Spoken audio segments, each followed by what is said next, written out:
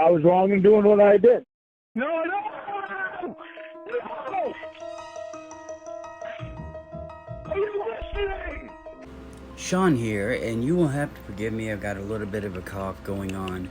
I wanted to talk about how Lorne Armstrong reminds me so much of late stage Steven Seagal. And it's not a stretch to say that if he had the same access to media, he would be the same. Steven Seagal is a proven pathological liar, much like Lorne. None of his claims can be backed up. Now, I'm not saying he's not legit in Aikido. As a matter of fact, I will tell you what I'm impressed with. And this is not a counterbalance to what I'm going to say. Some of the Asian martial artists, and Japanese martial artists specifically, said something I agree with. He took this placid, beautiful martial art and he made it his own and turned his moves into like sword strokes, and he was able to make it beautifully violent. And I think that's why I was infatuated with him when, I think it was in the 90s, when he first started blowing up. And I was in the Marine Corps when Under Siege came out. And oh my God, when he said the line about, you need to send more men. It's just one Marine. You need to send more men. Anyway, we watched it in the theater. It was great. But I'm going to back up. See, somewhere along the line, when Seagal started getting called out for his bullcrap, when he taunted all the other martial artists, Jean-Claude Van Damme was at the same party at Sylvester Stallone's house. He challenged Steven to a fight. Steven vanished. Seagal caught up with him at a club. Steven somehow got out the back door and escaped there. He's full of shit. All of his CIA claims, I'm not getting into that. He reminds me of Lorne in the way that he's a tough guy. He wants you to see him as a tough guy. But he may not be as tough as he thinks. Steven Seagal. In Steven's latest movies, he puts himself as the center of attention, and a lot of his movies have him sitting in the middle with everybody else looking at him. He's the most important person in the room. Now you could argue, yeah, because he's the star. Steven has no self-awareness. He doesn't realize to revitalize his career, he would do well to play the aging master where the younger stars take over. He's got faults and flaws. He's made mistakes in his past. But he can't do that. He can't look to the past and see where he went wrong. His ego got the better of him and it all went downhill. Lorne, growing up, we know he lived a sheltered life. Probably the biggest thing he's ever seen, the biggest city he'd ever seen before Nashville. Well, you know what? He didn't even really see Nashville. He kind of went back and forth to one place. Watching TV, Laverne and Shirley, going to the big city, working in a factory. He kind of reminds me of Cable Guy, how he thinks all of that is probably real, what's on TV. I don't know if Lorne was raised by TV, but I told you about reactive attachment to it. That's not what we're talking about. But I could see where Lorne would get a skewed vision of the world and maybe his importance in it. Steven, he created his own little bubble where all of his lies were real, and if he told them enough, they would be real. And with no way to disprove it, even though the CIA came out multiple times and all of his friends finally came out and admitted they were just going along with the stories. He got his black belt because his ex-wife, Miyako Fujitani, I think her name is, she admitted that the chief instructor fell asleep while he was testing, and when he woke up to save face, he was kind of like, good job, here's your black belt, yeah, move along. Lorne has told himself so many lies over the years. And I believe when he's in the little bubble that he grew up in, he felt like the center of attention. And Steven was the center of attention for a while when he was popular. And then it faded. Lorne has continued answering the phone with these catfish women. It's creating the same world as Steven Seagal. The Winnie saga. The whole thing was centered around him. He had a bunch of people that were orbiting around him, and he loved it. Casey is so frustrating because people are orbiting around her, and she's the only one. Lorne is orbiting around her. And he doesn't like to orbit around her with a bunch of other people. He likes it when he's the one in the middle and everyone else is orbiting around him. He feels special and important. When it's one-on-one with Casey, there is no one else there. He can't go through Emma or Dan or anybody else and get messages to Casey when there's something going on, or have anybody else say anything positive about him. I'm taking a step past the Jamie situation, because during the Jamie situation he had Will, he had Jamie, the throuple, other imaginary names that were in there. But let's just skip to what I was talking about so I don't go back. He is dying mentally. He's emotionally dead already. He has gotten himself down, whittled himself down to one emotion, and that's just actually, you know what? He's put himself in a little bubble, and you can put a label on that bubble, and it says defeated. He knows it's over. He knows he's approaching the end of the line, and it's game over. Seagal's movies over the years have depreciated. His quality, it's gone downhill. It's gotten so bad that they just replay some of the same scenes during fight scenes with different angles over and over again. I'm talking facial reactions. Getting to that 90-minute mark, and it's kind of like Lorne. He just wants to get to the point where there's confrontation and there's a lot of drama, because I can't imagine him surviving off being able to have a normal conversation with somebody, hanging up the phone, and moving on. I was thinking the other day how many times I've talked to somebody, all right, man, I'll call you later, see you later, man. I just go on with my day. I don't think about it at all. This is a guy that calls and thinks about that call forever. I think about you all the time. I'm 100% certain Steven thinks about himself all the time. And he thinks about what he wants. He thinks about what he needs, which is actually what he wants. America was failing. He had a lot of allegations towards him. He went to Russia, and of course Vladimir Putin is a huge martial arts fan, and he kind of made Steven a dual citizen. Steven was even made into some special ambassador. It was a bullshit position, but Putin, say what you want, recognized that what he needs the most, what Steven needs the most, is to feel important. If any of these women ever give Lorne a task, you need to call so-and-so. Okay, I'll get on it. Boom. Of course, he doesn't want to get off the phone, but if he does have to get off the phone, he'll do it. He wants to feel important, and then he comes back and tells everybody's business, which is, I'm sure, what Steven loves about being the special ambassador. He can come back and report a bunch of stuff that Putin could care less about, but he feels important doing so. The people in Lorne's life that made him feel important are fading. And Roy may not be there forever. His mom certainly won't. Aunts, uncles, cousins, siblings. And he's going to be alone, which we've talked about. There won't even be anybody for him to orbit around. See, Steven can still make young, aspiring actors and actresses orbit around him because they want it in their film credits. This is a gateway for me. If I'm in this movie, I'll be a part of SAG, and I'm now in the system. Lorne doesn't have anybody revolving around him. I mean, he's so clueless that he thinks, you're going to lose me. We all know that. But he believes he's the center. His fame, his infamy, it's fading. Now, the community isn't fading. There are new people popping up all the time that I'm subscribing to, and it's wonderful.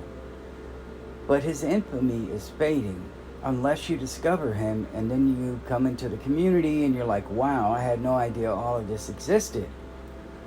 Steven's movies, if I ask you to name 5 and you haven't been watching Red Eye Reviews or Space Ice or somebody like that doing comedic reviews of him, you wouldn't be able to name them. He's gone. He's faded from the public eye. The Russia thing, now he's claiming he's Mongol. He's full Jewish. He claims first he was half Jewish, half Italian, then half black, then half Russian Mongol, then half Japanese, a guy who says he speaks 23 languages, never spoken one outside of English for more than 2 sentences. He's a surface guy. You're only going to get what he tells you, and that's a lot like Lorne. Steven Seagal, by all accounts, is very charming, but if you show any weakness around him, he starts getting the voice. I've been a fighter all my life. No, you haven't, Steve. I've been a fighter all my life. I beat up stuntmen, and I have a reputation for being overly aggressive with them, and I discount any other martial artist because they're all fake. Lorne discounts all other men because they're not as manly as he is. They haven't been through what he's been through. I mean, it's bizarre how he can think that the mistakes that he's made, what he's put himself through, is somehow a trial and tribulation every man should experience. Seagal will storm out of interviews when confronted about some very bad things he's done in the past. Lorne will storm out of a phone call if he's confronted with some very bad things he's done in the past. The only thing that has protected Steven Seagal has been payoffs, connections to the mob, fleeing the country, and the fact that no one cares about him. Because we know in today's society, if it's not popular, the weirdos don't care about it. Once it becomes popular, they demand that it changes, and everything that was once good about it is now going to be wrecked. Steven is not that important. Nobody even cared about him really during the Me Too movement when this guy allegedly is the poster child. Lorne, proof positive of what this guy did. And he somehow is in more denial than Seagal is. He just wants to move past it. We've all done a bunch of dumb shit, and we would rather just move past it than actually deal with it. I mean, something as simple as looking around your house and saying, Jesus Christ, this place is trash, rather than clean it. Oh, I'll do it tomorrow. Procrastination. Or I'll clean up the part that, my friends come over, just clean up that part. We've talked about that before. Lorne doesn't want to deal with any of that in his past. He would rather flee, and if another country would take him, where they had a TCAP community, like Jerry Lewis was big in France when he was bombing in America, if there was another country that had a TCAP community, they didn't really understand the gravity. They just know this goofy guy that was on TV. They didn't know about anything he did afterwards. He would go over there. It wouldn't take him long to figure out who he was, but he would go over there and he would feel important. But sooner or later, the real him would come out.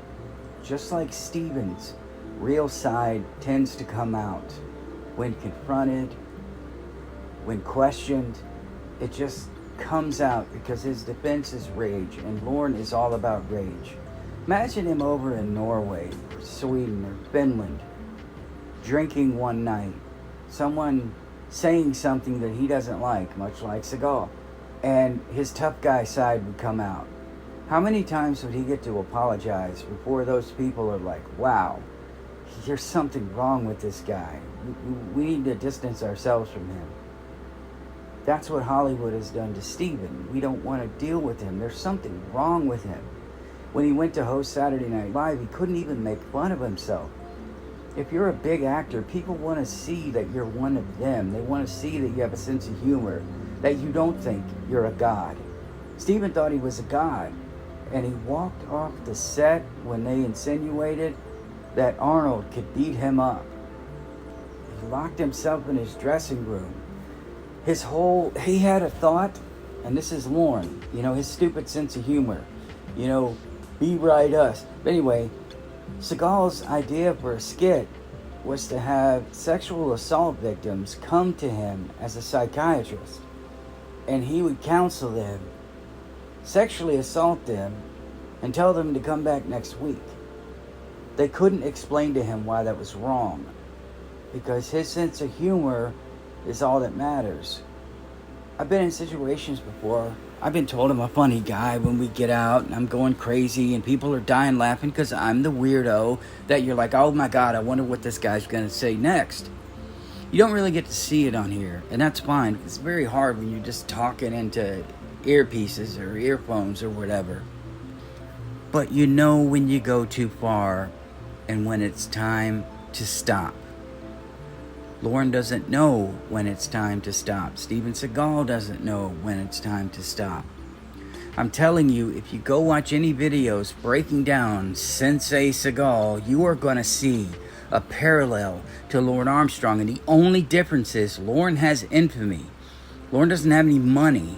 Lorne has buried himself in a hole so deep he will never crawl out of. And no one will ever want to, thankfully, crawl into.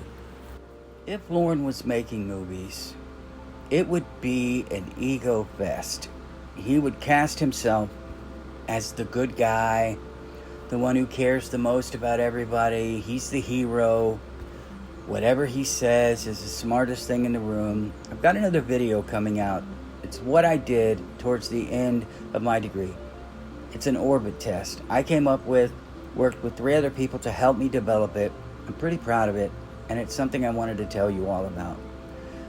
This would come out in that, but we're not talking about that right now. We're talking about if Lorne could write his life, he'd be receiving the key to the city, getting a medal.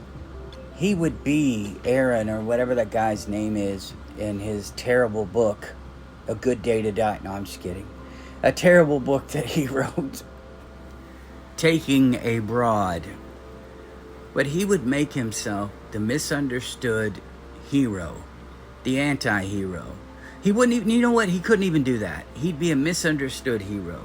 He'd be Neil Breen. I went to a Neil Breen screening, and this guy legitimately thinks he is the next Steven Spielberg. He puts himself in all of his movies as a Jesus God figure, smartest man in the room, and that would be Lorne, when you can't even get out of your own way, just like Steven Seagal. He can't get out of his own way. Narcissism. Lorne is an alcoholic, unrepentant pedo who's a sociopath with narcissistic tendencies. He's an exclusive exhibitionist, an abuser, mentally, verbally, and physical. He's selfish. He doesn't care what anybody else wants. He wants what he wants, and if he doesn't get it, you're going to know about it all of the time. Steven Seagal was filming The Glimmer Man, and he had bought his way into a reincarnation of some obscure monk from the past or something like that, however the Buddhist stuff works. And he started dressing it, telling everybody, I'm the reincarnation of, as Rob Schneider would say, the ding-da-dong. And he didn't want to kill the bad guy at the end of The Glimmer Man. And then they talked him into it because it would be reincarnation, you know. He would have a chance to atone for his sins. And then 3 months later, he wanted them to change it back to where he didn't kill him, but thankfully that didn't make it into the movie. They even redubbed a bunch of stuff and reshot some scenes. It was crazy. That's the way his brain works. Lorne, he can't focus. I would imagine if he does a project and it's finished and it looks good, he would go, if he was designing a flag, they would come up with a good basic design. It was passable. This looks good. He would go back and he'd want to paint over it. And before he knew it, it'd just be a soup of stuff. And it would be a joke because that's the way he's lived his life. And that's the way Seagal has lived his life. Accomplish some things, go back and completely destroy it. Try to retcon everything so it's even more in your favor. Which is what he's done. He's tried to retcon everything in his past, and he's only made it worse. Seagal, guilty, allegedly, reportedly, most likely, guilty, has gone back and tried to say, oh, it never happened. And finally, when the evidence became too overwhelming, he just didn't want to talk about it anymore. Lorne doesn't want to talk about it anymore. But that's the only thing that makes him, in his eyes, special. So he'll continue to talk about the dumb shit that he did. If you were to approach Lorne in a calm way, you know, this is another video entirely where I'm going to fake counsel Lorne. If you were to approach him in a calm way and get him to talk about it, he would open up. But that wall would come up. And he would immediately go back to what he was saying. We've seen it time and time again, which is a lot like Seagal. You can get him to open up. It's not like Frank Dukes where he just blatantly lies and says a bunch of horse shit. None of it existed. It was all fake, proven fake. These are all lies that Seagal would gather stories from people who've really done things and begin to tell them as if they were his own. Lorne can't even do that because he's got no one around him. I was in a situation once, I was in my 20s. I had heard a story from somebody, and I thought it'd be funnier if I told it from my perspective. I left some things out, like a dumbass, right? It wasn't that funny, and I'm like, I should have just told the story about the other guy, because it would have been funnier. I learned my lesson, just tell what you've done. Don't try to tell what everybody else has done. Lorne's not even smart enough to do that. For God's sake, this is a man who says, put it this way, I know a guy who cleaned the toilets at a movie theater who once held a book that Steven Seagal checked out when he was 12. And Casey, I know where that book is at. Put it this way. You go get that book. It's got his name in it. You might get in his movie. He has nothing to offer. I can tell you many celebrities that I've spoken to because I was given the gift of being an MMA journalist. I loved it. But I never once thought, I'm a fucking badass. I'm an interviewer. I like to talk to people. I like to promote other people, which is why I was a ring announcer, because I loved getting the crowd, I loved pushing other people. It's something I've discovered about myself is I enjoy being a part of someone else's success. I don't know if I know how to handle true success. This isn't about me. We know that Lorne doesn't know what success is. Steven Seagal experienced success. And instead of riding that wave, instead of becoming a fan favorite like Jean-Claude Van Damme, where people look at him now as this cult icon figure, Chuck Norris, Sylvester Stallone, yeah, he's more relevant, he's made better movies. But all of these guys like Bruce Willis and these guys with longevity, they have a sense of humor. They don't have to have the same role over and over. They don't have to be the certified badass who has no faults, who doesn't make any mistakes, who's not running across glass like in Die Hard. And Steven's got to be the toughest guy in the room. And there's a line in one of his movies that he wrote, one thing you need to know about Marshall Lawson, he's a bad motherfucker. Second thing you need to know about Marshall Lawson, he's a bad motherfucker. Walks like a black man, breathes like a killer. You know that's right. He can't get past his own ego. Lorne would never step out of the role he's created. He has created this stone character, this one guy, and it's a guy who was wronged by NBC. It was a guy who was put on national television and shouldn't have been, which is just bizarre that this man would not be happy that anyone knows his name. This misunderstood victim who's a good person, a good man, as it shows in the photo. And it is baffling how someone like that can say that. I would live in shame if I did what he did. I would live in shame forever. I would want to run from it.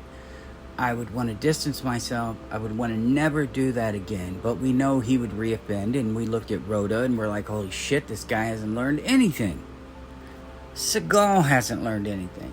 He's still the same bullshit character he's created. Lorne is still the same bullshit character he's created. I'm sure deep down there's a guy put in the right situation that could be successful in Lorne.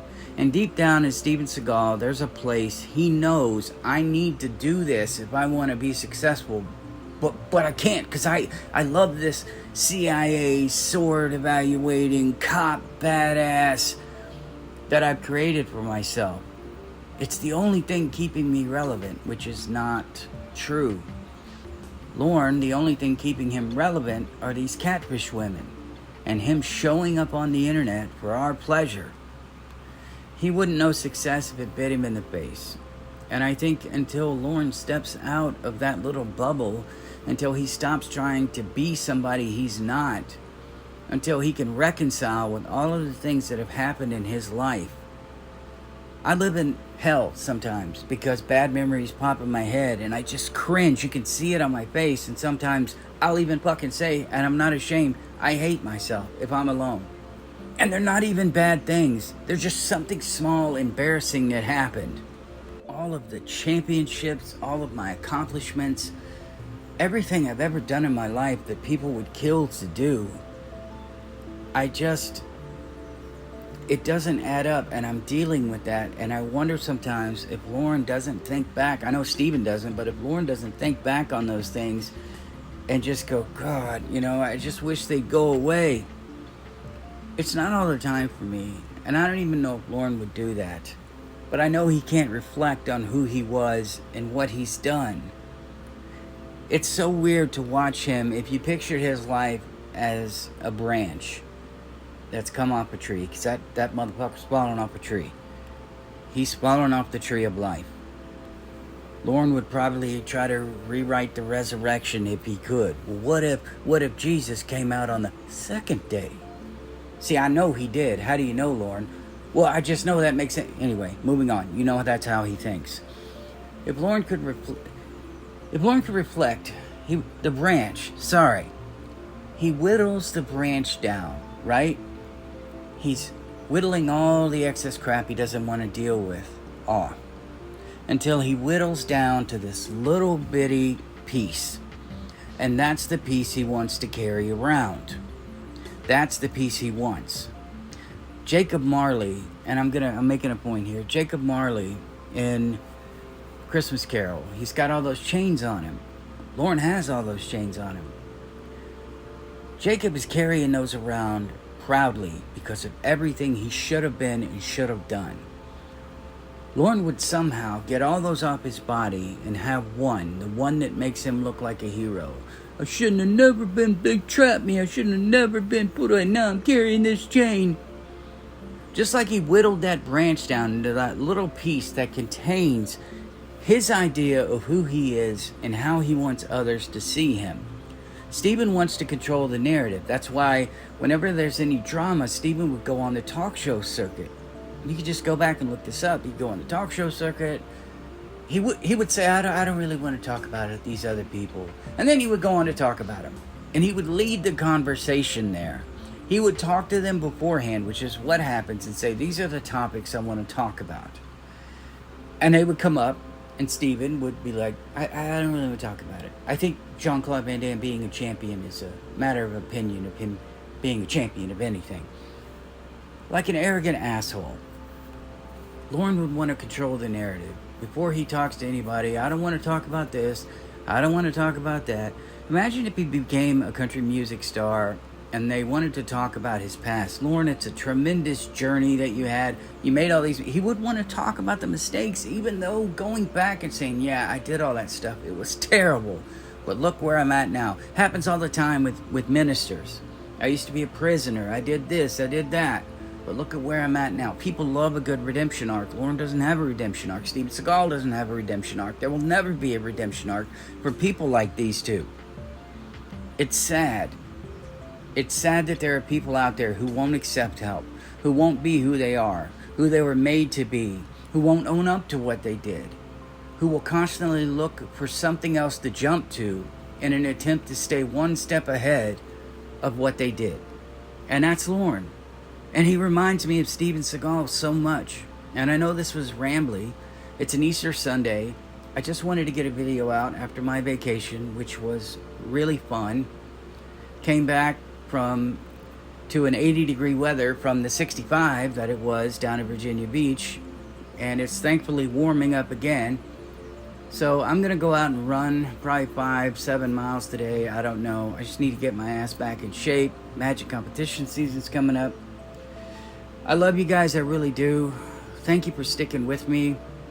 I will see you in the next one.